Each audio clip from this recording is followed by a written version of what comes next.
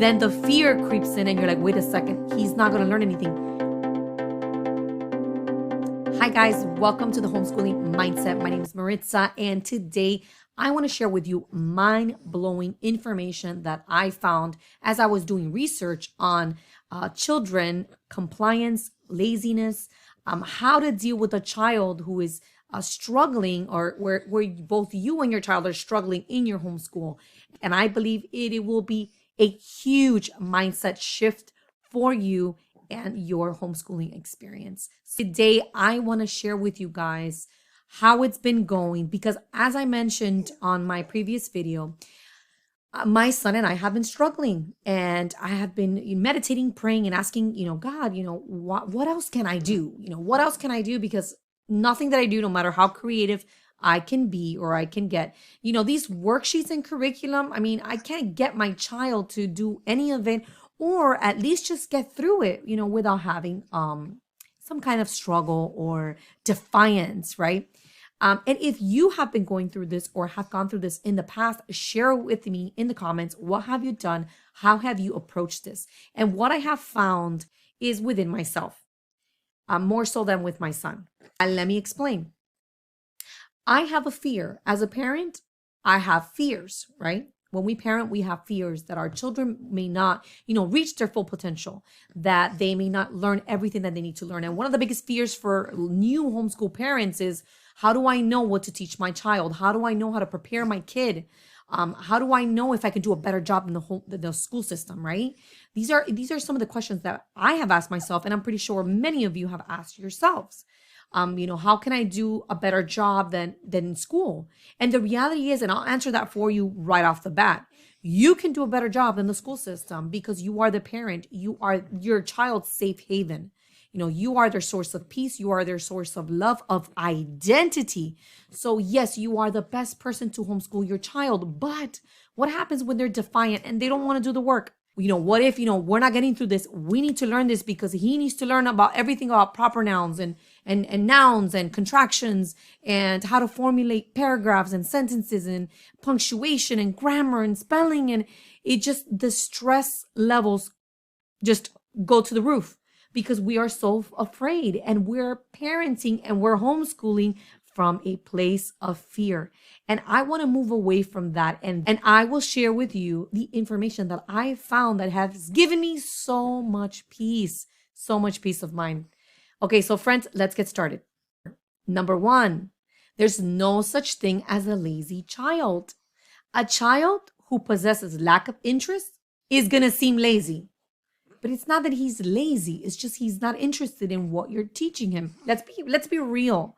A child is not going to be excited like, hey, I'm going to learn some spelling words today. Hey, I have to make up some sentences today. I have to learn about nouns.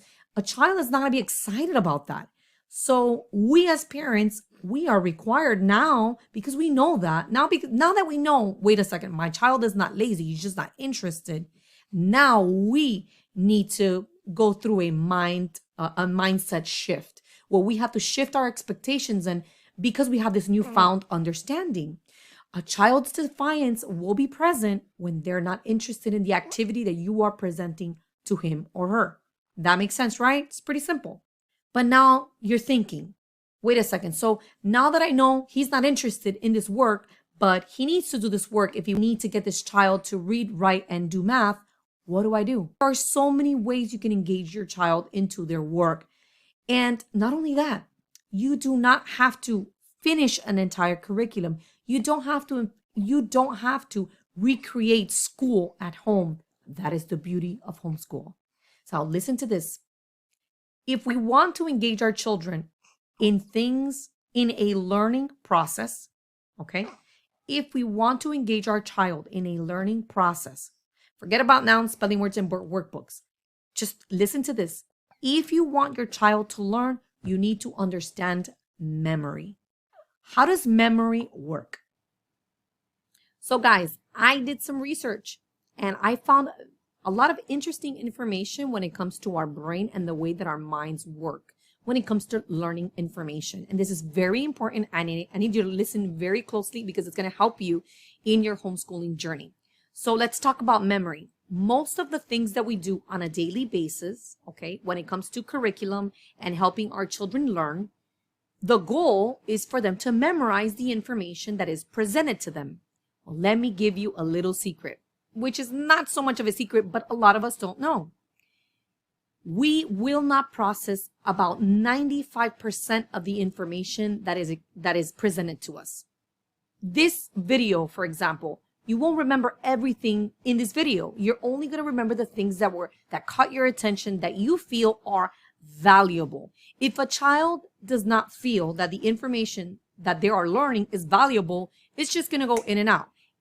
That child will not process the information and travel to the part of the brain where long-term memory takes place. It's like a pocket, it's like a room, and that's where the long-term memory travels to. It won't travel there if the child doesn't feel that the information is valuable. And this happens to all of us. So when you think about curriculum and you're frustrated and you really need to finish everything, instead of thinking about cramming all the information, instead, the best approach is to give the child the information in bite-sized pieces. And let me give you an example. Let's take it even further.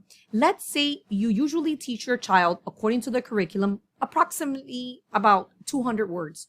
What if we broke that down and just taught one word per week, and we focused on that one word? And with this one word, we create an experience. What do I mean by experience? We can, let's say the word is scrumptious, right?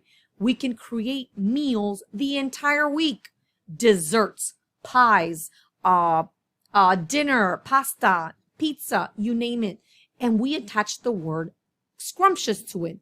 This is scrumptious. Isn't it delicious? Isn't it scrumptious? And that actually provides a moment to bring in new vocabulary tied like a synonym to scrumptious and delicious and delectable. So now because it's an experience and they can connect the dots, and now this word has come to life and they know how to use this word now in real life, then it becomes something valuable. Then they will remember the word. While I was researching about, compliance and defiance, when you teach a child in bite-sized pieces and provide the information in small amounts, then you actually decrease the defiance that a child demonstrates. And one of the beautiful things that I found about compliance that I learned is that when we think about that word, we automatically think about obedience. A child needs to comply. A child needs to be obedient. But I discovered something beautiful about compliance, is that compliance is not for the child. We actually want a child to comply because it is convenient for us as parents. Let me give you an example. Every single day, I have to complete deadlines. I'm a ghostwriter, so most of the time, I'm working based off of deadlines, right? So it is convenient for me, for my child to comply to everything that I need him to do. So what happens with this need for a child to comply? Then me as a mom, as a parent, I tend to need control. So I am homeschooling from a place of control because I have things to do. I have a meal to cook. I have dinner to prepare. I have deadlines to meet. So then I place a high emphasis on compliance, which then I place an even higher emphasis on finishing the curriculum. Guess what? I am approaching this whole homeschooling thing in a very ineffective way. So what do we do? What do we do when it comes to compliance and convenience? We come to this conclusion that what we need most is not for a child to be compliant. We need to develop some kind of discipline. And what is discipline? Well, to discipline a child is to disciple a child. And discipleship is based on relationship and understanding. We need some kind of order. We need some kind of discipline. And our approach as homeschooling parents needs to change. Our mindset needs to shift. We need to cultivate the relationship between mother and child or father and child. We need to, and one thing that I found as I was reading this book by Dr. Bob Barnes, and he's written many books on parenting, is that the core The core purpose of disciplining a child is to develop love and understanding between both the parent and the child. I actually found something that was very beautiful, and I'm going to share that with you guys because I think this is so important. And I'm going to read it. And I found this actually on Instagram. Okay, here I go. Listen to this. You can be close to someone who feels controlled. That was huge for me. Let me read that again. You cannot be close to someone who feels controlled. Know your children. Drop the shoulds. Be curious about why they threw their food or why they won't stay asleep or hate wearing shoes or refuse to listen. Instead, as parents, we need to be curious and it says connected. We need to connect with our children. And this leads me to a powerful revelation that last week, I was, meditating on the word of God and I was praying to God and all of a sudden I thought about my relationship with God. And I need you to listen to this because I know this will be a game changer in the way you homeschool and in your relationship with your child. God does not desire our obedience. He doesn't desire for us to be robots. As a matter of fact, that's why he gave us free will, right? We know this. But why is it that we can't apply that to our relationship with our child? God wants to have a relationship with us. He wants us to communicate to him. Why? Because he is our place of safety. He is our place of wisdom. He is a place and the biggest, greatest source of love that we can ever receive. So when we focus on our relationship with our children and when we think about homeschooling, we need to think about that relationship. We don't need them to be obedient. We need to understand our kids. We need to have a relationship with our children.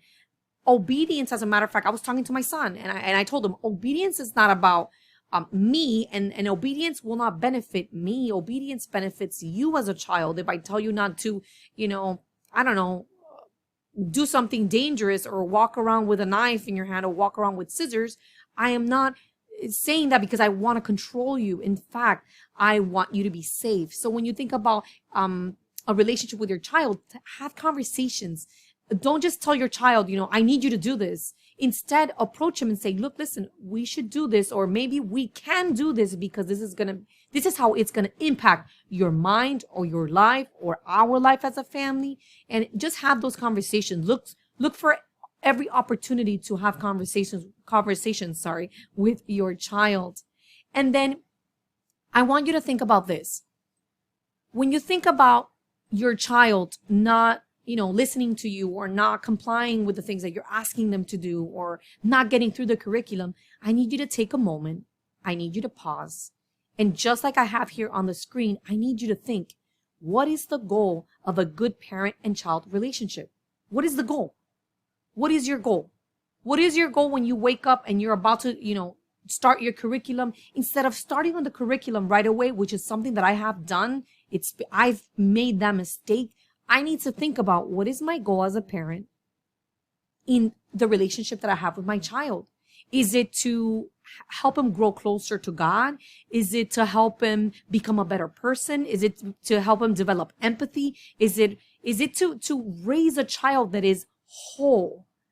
That is that's a child who's a good listener. It all starts with me. And I want you to say that it all starts with me.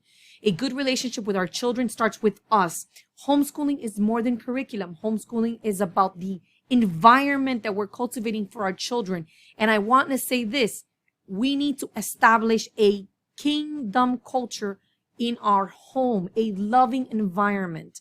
And one of the greatest goals as a parent, is to help your child fulfill his destiny, fulfill his God-given purpose, his dreams. It's to help him reach his utmost potential, right?